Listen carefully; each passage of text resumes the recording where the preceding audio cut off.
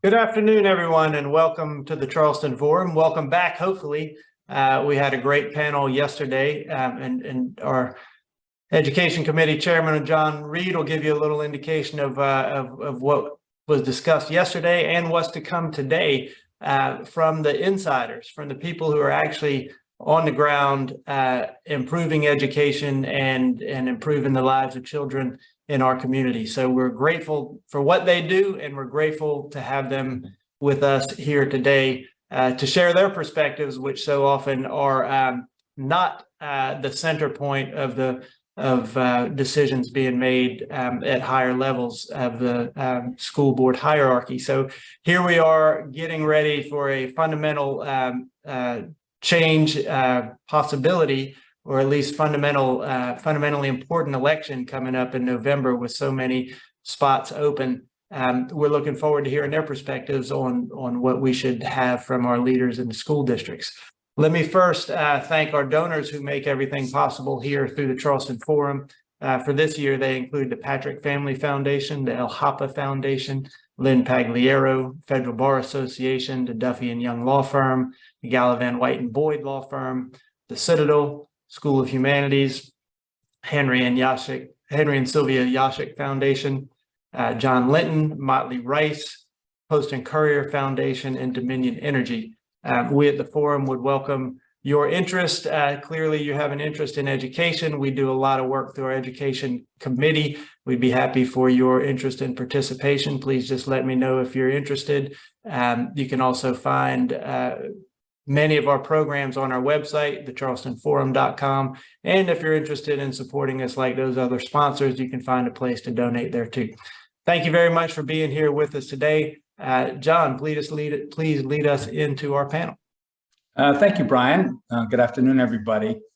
Both yesterday's panel and today's have the same topic. It's about the attributes of an effective school board member. And yesterday's panel was more or less a sort of outside-in perspective brought by three business leaders or education advocates. And they were remarkably aligned, not perfectly, but pretty well on what they see as necessary for our region.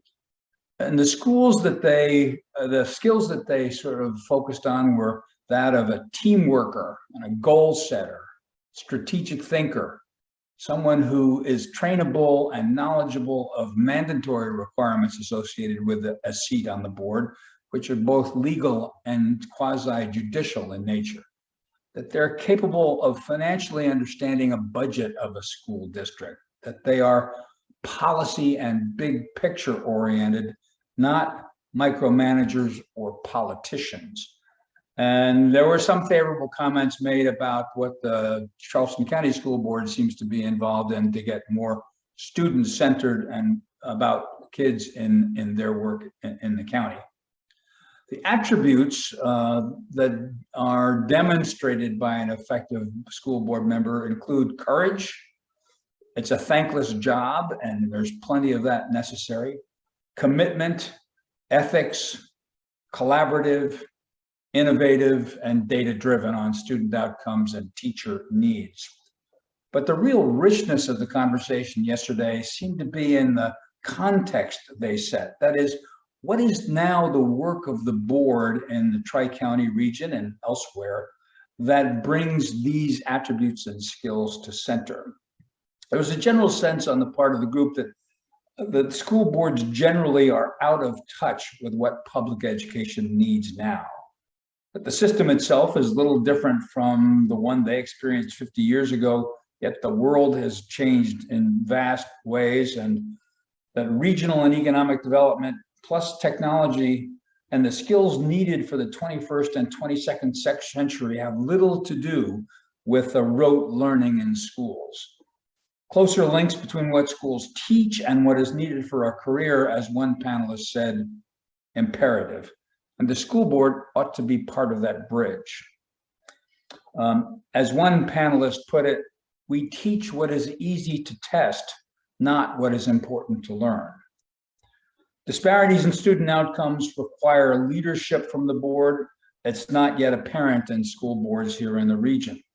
An innovation in the classroom led by the teacher and supported by the community and administration is essential. As one panelist put it, quote, teachers who take risks and seek to innovate need to know that the school board has their back. This panel seemed in agreement first that school boards in the Tri-County area that are diverse in all respects, that encompass these skills, attributes, and understanding of what the work is, are what the community needs and what the electorate needs to look for in a candidate. Second, that it is possible and necessary for traditional public education and its local governance to yet be successful. We're really fortunate to have Hillary Flynn with us as a moderator. She's well known here in the region. She's an independent journalist and she serves as editor for the Post and Courier's Education Lab. Hillary, it's all yours. Thanks so much, John. I'm very excited to be here and moderating what we anticipate to be a really exciting discussion. Again, I'm the editor of the Post and Courier's Education Lab. Just a couple quick notes before we launch into the discussion.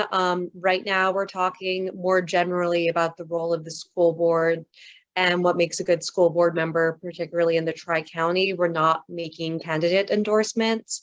And if anyone in the audience wants to submit a question, you can do so in the chat box. And right now I'm going to introduce our exciting panelists who can talk a bit right after I, introduce them. So Shameka Washington is here. She's the principal of Goose Creek High School. Her experience includes over 17 years as a social studies teacher, assistant principal, and principal in Goose Creek.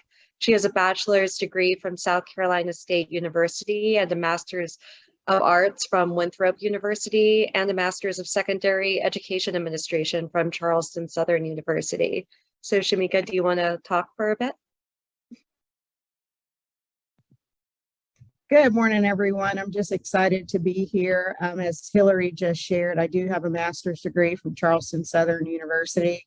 I also have an educational specialist degree in educational leadership from Liberty University in Virginia. I'm just very excited to be a part of this panel today. Perfect. We also have Heather Ducker, is a principal from Sedgefield Middle School in Goose Creek. She served as an academy coach at Goose Creek High for 1 year and then as an assistant principal for 4 years. She has a bachelor's of arts degree in political science and government from College of Charleston and a master of education from University of South Carolina.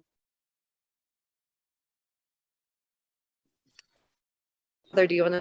Yeah, sorry, I too just want to thank you guys for allowing me to participate in this panel. I have worked in Berkeley County for over 20 years, and I've seen the Tri-County area, how interdependent we are on one another, and the decisions that are made between our counties are really important. So I'm just very excited to take part in this discussion and appreciate you all including me. Perfect. We also have Andrietta Manning. She's a 6th grade math teacher and a grade level chair at Simmons Pickney Middle School. She has served in the capacity of parent educator, Title I coordinator, and school improvement staff member. She has lived and served in several South Carolina communities with her husband, the Reverend Eric Manning, who is currently the pastor of Mother Emanuel AME Church in Charleston. Good morning, and it is wonderful to be with you. I do have a bachelor's in social work, and I also have a master's in education from University of Phoenix, and it's just a pleasure to be here with you. Wonderful. And we also have Reverend Rhonda Hayward, who's a literacy interventionist at E.B. Ellington Elementary School in Ravenel, South Carolina, and is a pastor at St. Philip's African Methodist Episcopal AME Church in Charleston. She has a bachelor's degree in sociology from Voorhees College and an MBA from Indiana Wesleyan University, and is seeking a doctor of ministry from Erskine theology seminar. Wow. Apologies for that. Good morning. It is great to be on this panel discussion this morning, and I'm excited also to have some great conversation in regards to our education and what we can do to move forward to the next level. So glad to be here with the rest of the great panelists that are on. Thank you. Absolutely. And now we can just launch into our discussion. Everyone just remember to keep your answers under 2 minutes. And the first question is for you, Rhonda. It's your district has embarked on a major effort to see every child reading at grade level by 5th grade. What do you need from your school board and what are you looking for from the candidates? Thank you for that question, Hillary. First of all, I work, of course, in the Charleston County School District. That is one of the largest districts. And being a literacy interventionist for over 8 years, my ultimate goal every day and working with primarily 2nd and 3rd grade students is to teach struggling readers skills and strategies to help and improve on their reading so that they can be successful readers. And so we tell about primary grade readers that learning to read is important because it helps them when they're ready to read, to learn. And so I applaud CCSD for embarking on this major effort, ensuring that students will be reading by grade level, 5th grade level, and trying to close this achievement gap. But as we prepare to do this, we want to also make sure that students will become effective and great leaders in the 21st century. So what I need from school board members or candidates is to ensure that we have individuals that are willing to stay committed to the cause of educating our students, and that this is a gradual process. And with it being a gradual process, I believe that with the tenacity, the resiliency, and the keeping our students as our #1 priority, along with having conversations with the community members and parents, that the goal is attainable. So we must continue to have resources that are provided for all schools to meet the needs that's necessary for our students. And so furthermore, I am looking for candidates that are running for a school board seat to have 4 particular things that I would like to see. Candidates who are committed and dedicated with a respect for what they are doing and have the professional attitude and behavior along with that. Candidates that have a knowledge of the district's guidelines and challenges, needs and policies, and are willing to become agents of change. And then candidates who are willing to come into the communities, having the conversations firsthand and listening to parents and the students as well in the communities in which they will be willing to serve in. And candidates who are willing to act in accordance to the interests of the entire community, and having an open mind with strong decision-making skills, and then trustworthiness to perform their duties in which they were elected. Thank you so much. You're welcome. And the next question is for you, Andrietta. It's, as a math teacher, you're all too familiar with the challenges that prevent elementary and middle school kids, especially those in Title I schools, from becoming proficient in math. What do you look for in this next batch of candidates that tells you you have their support in closing these gaps? Thank you for the question, Hillary. I'm a strong believer that all students, regardless of where they live, what color they are, or their socioeconomic status, they deserve the best education possible. So what I'm looking for in the next batch of candidates is a desire to provide all students with the best education possible. Knowing the families, getting into that community, that they are serving, knowing the families and knowing the needs of the students. That's important in a candidate. Also, as Ms. Hayward said, we need to have people who are committed to what they are doing.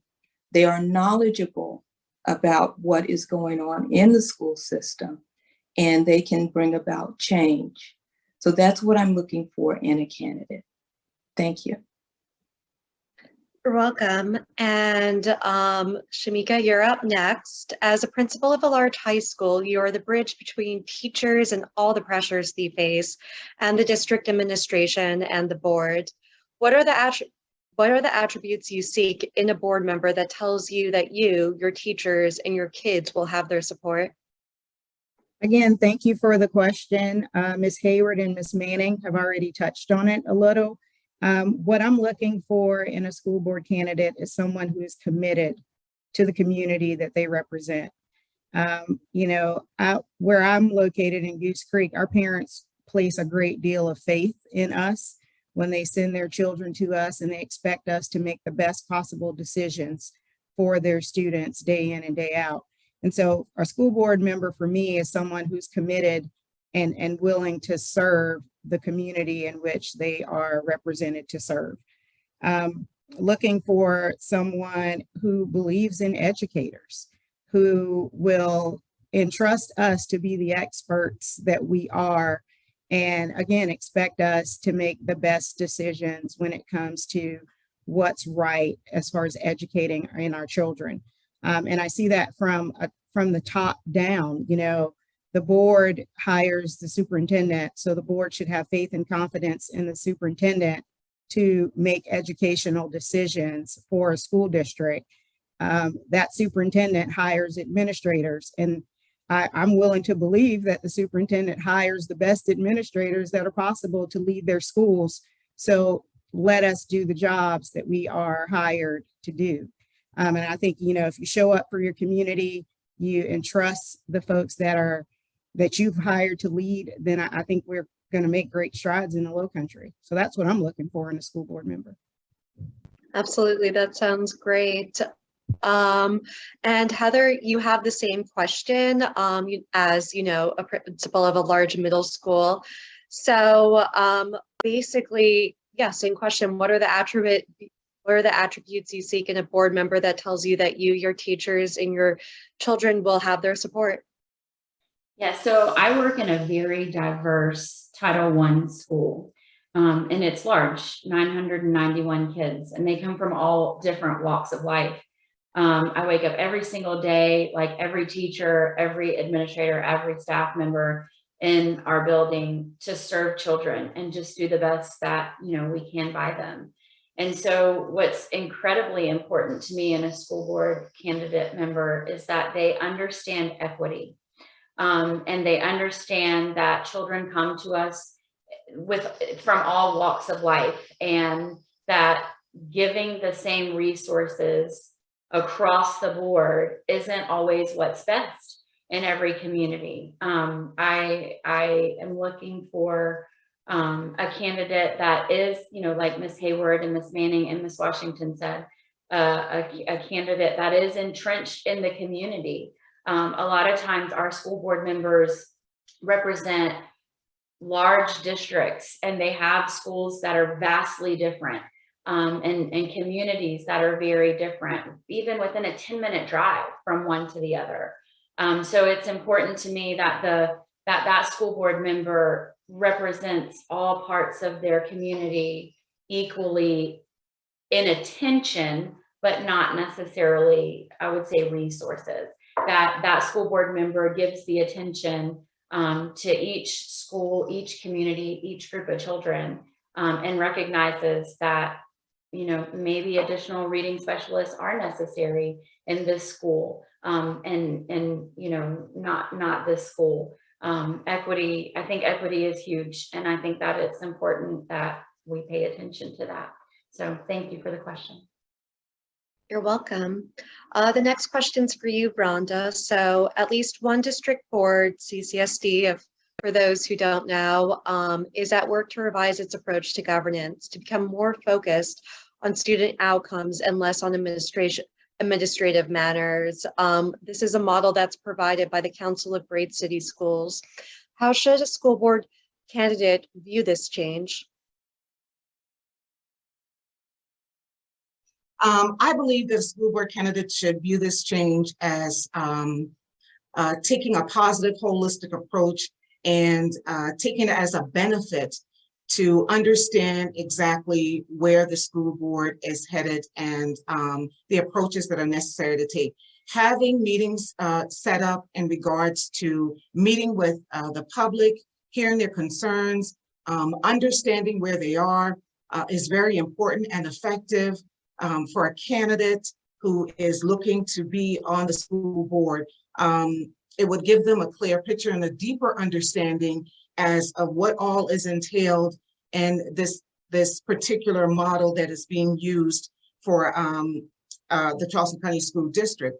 And I think that it would be a positive, more engaging, more effective approach for a candidate who's running to become a member of the school board. And it would be a great approach and prayerfully help them to understand a little bit more about the position that they're wanting to be a part of the school board. Thank you. Thanks. And then the next one's for you, Andrietta. While Charleston County gets the most press attention, the data shows that almost all schools within the Tri-County area with a significant population of children of color or poverty exhibit education achievement disparities. What should we look for in school board candidates in regards to this issue? Thank you for the question. I believe Ms. Ducker had touched on it earlier. When we look at equality and when we look at equity, we have to understand that equal is not equity.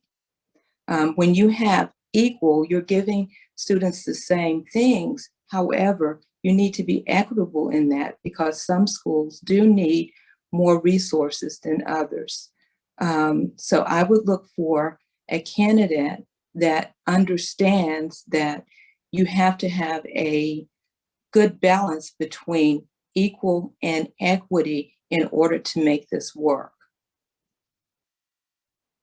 Perfect. Oh, no worries.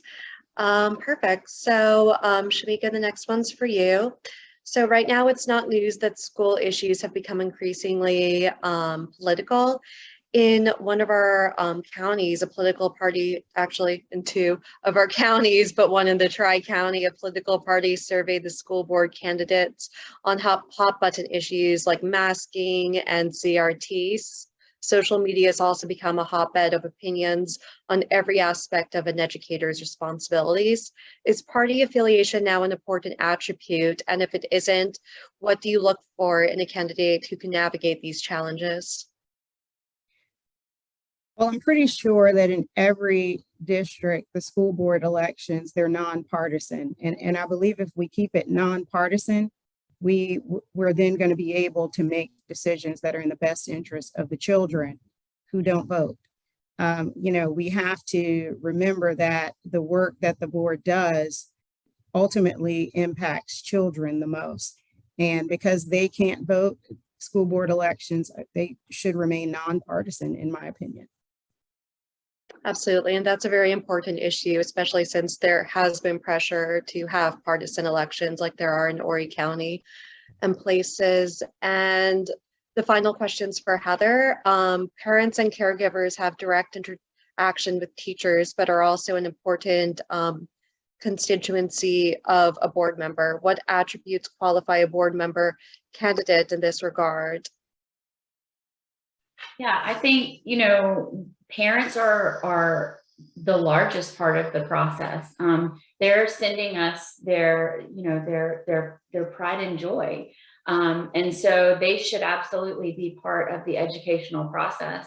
And just like they speak to teachers, they should also speak to their board members. And I think that the more that we strive to create a community within education that consists of all stakeholders, like, it's always the goal. I think that we're all working for the best for children. So the voices of parents are important. The board member should take parent interaction into consideration in all of their decisions. But at the end of the day, I think we all have to come together we're on the same team. We're working for the best possible education that we can for kids. So thank you for the question. Perfect. Thanks so much. And apologies if there's background noise. My neighbor just got a puppy. So I'm going to open it up to questions from the audience now. If any audience members haven't submitted questions, please do so at this time. Our first one is from Emma Christopher, and it's: when trying to address the needs of all children in the school district, it is important for candidates to understand cultural differences among the students and support teaching methods that address those. Oh, is it important for candidates to understand cultural differences among the students and support teaching methods that address those cultural differences? So we've already touched a bit about equity, but Shameka, do you want to take this question? I think to some extent, school board members need to have an understanding of teaching methods, the diversity of their community. I think it's always good to be educated about the topic at hand, but do they have to be experts? Absolutely not. They just need to be knowledgeable of what's happening. We don't expect them to be the ones implementing, but we do, believe that a basic understanding of it is important. Absolutely. Does anyone else want to weigh in on this important issue?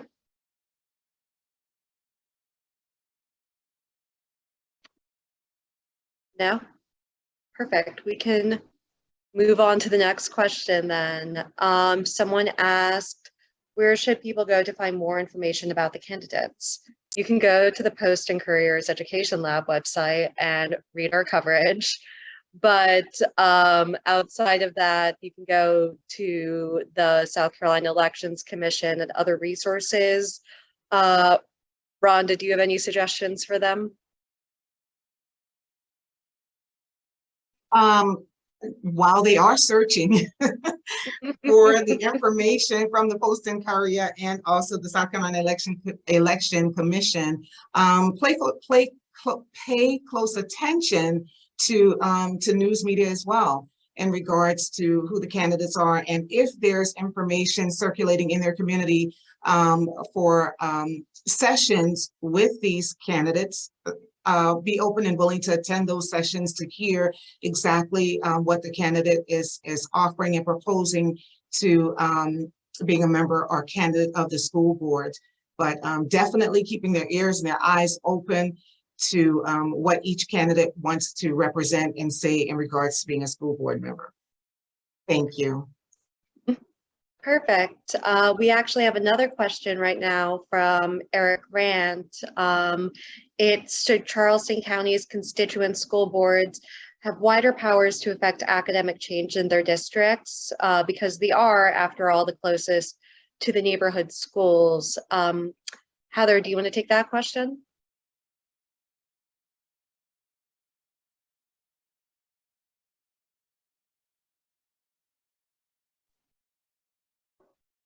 So we don't have constituent boards in Berkeley County. So I don't know that I'm the best person. Yeah, Rhonda, do you want to take that question? Okay, give me that question again, please. Should Charleston County's constituent school boards have wider powers to affect academic change in their districts?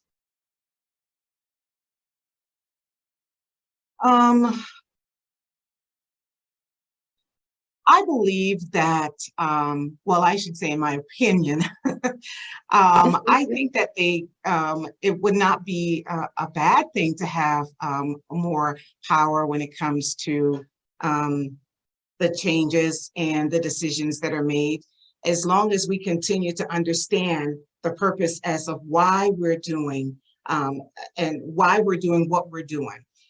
The ultimate goal, when there was another question that was asked earlier about parents being involved and the community being involved, and I believe Heather touched on it. The parents and in our communities, they have the power.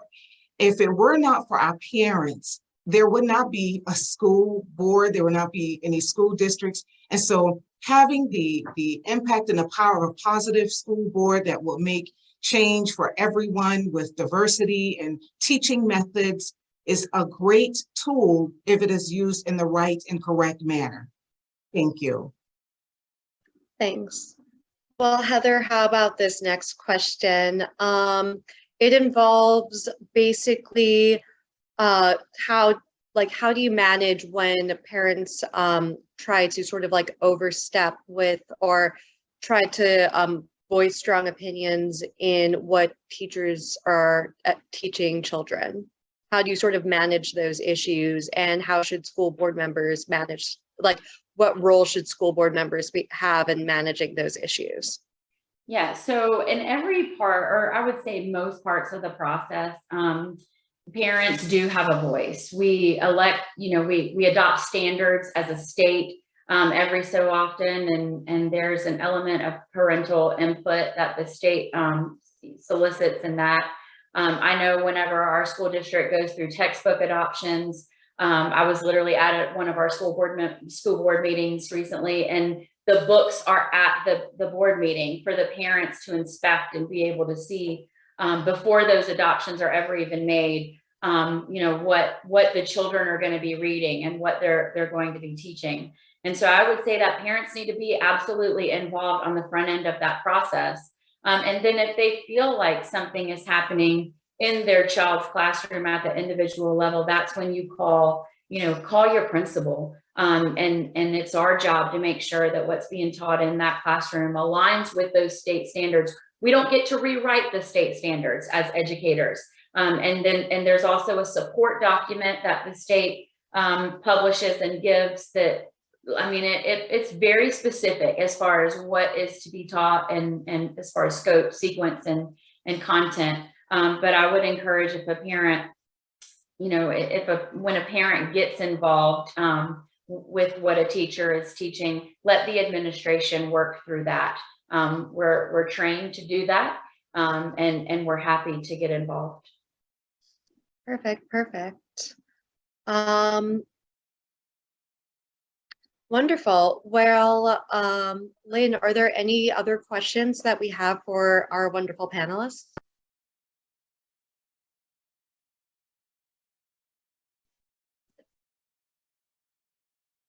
Perfect. I guess that wraps it up. Thank you so much for all those wonderful questions from the audience. Basically, right now, we're going to move on to closing statements. Each should be about 1 minute. Andrietta, do you want to start? Thank you. The closing statement is, again, school board members or candidates for school board should be committed to the process, dedicated, understand the policies, be active in their communities, and support the local schools. We do need the support of everyone. Thank you. You're welcome. And Shameka?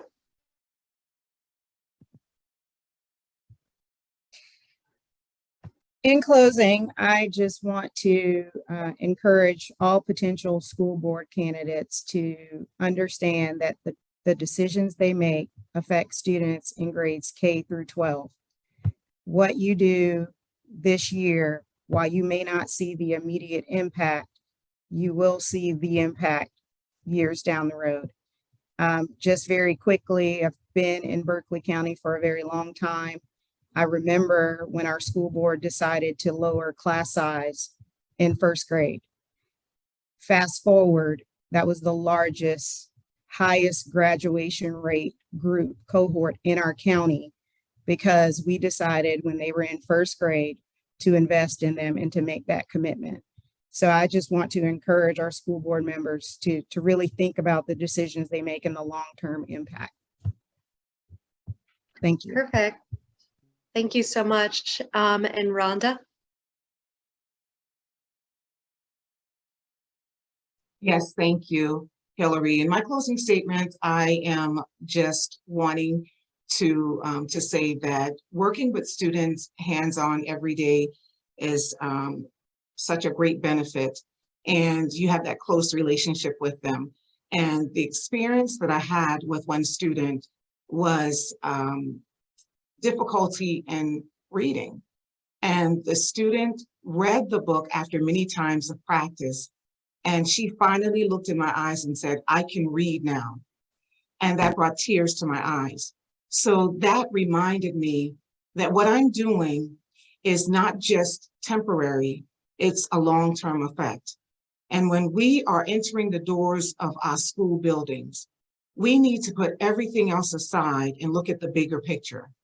We must understand that, yes, we come from different backgrounds, we have different diversities, cultures, ethnicities, but the common goal is to ensure that our students receive a quality education that could take them anywhere in the world that they desire to go, with no limits or any boundaries. So for any candidate that's running, I'm asking that you put all personal things aside and look at the total picture. The bigger picture is, how can we get students in South Carolina to read at a level that will take them anywhere they want to go, and that South Carolina can be one of the #1 states with students that are graduating at the top of their class. And we as a state can be very proud, and educators and parents and all that are involved can say, "Thank you, we have done it, and we're excited about the journey and the values that we have placed." So we want school board members to be proactive and not reactive, and to continue to look at the bigger picture. Thank you. Thanks so much. And Heather?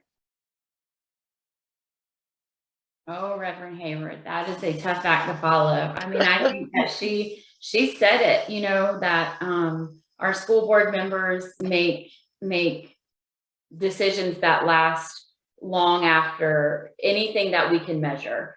You know, we send these very children that we're educating from kindergarten, you know, through 12th grade. They are our future. We send them out into the communities and hope that they make the world a better place. And the decisions that our school board members make, they shape that. So it's very important that they take every decision that they make with incredible knowledge, and that they vet out every possibility in that decision, because they're really deciding on the future of our children.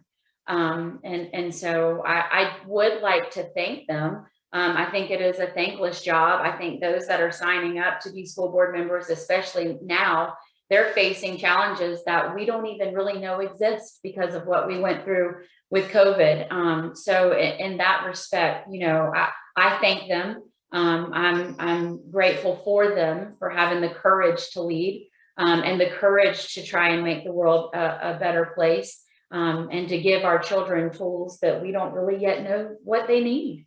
But in that, I think that their decisions have reaching effects.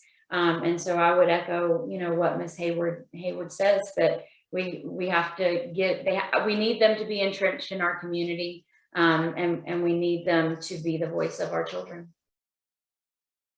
Perfect. Thank you so much. And thank you to everyone else who was on this panel too. I'm going to hand it over back to John.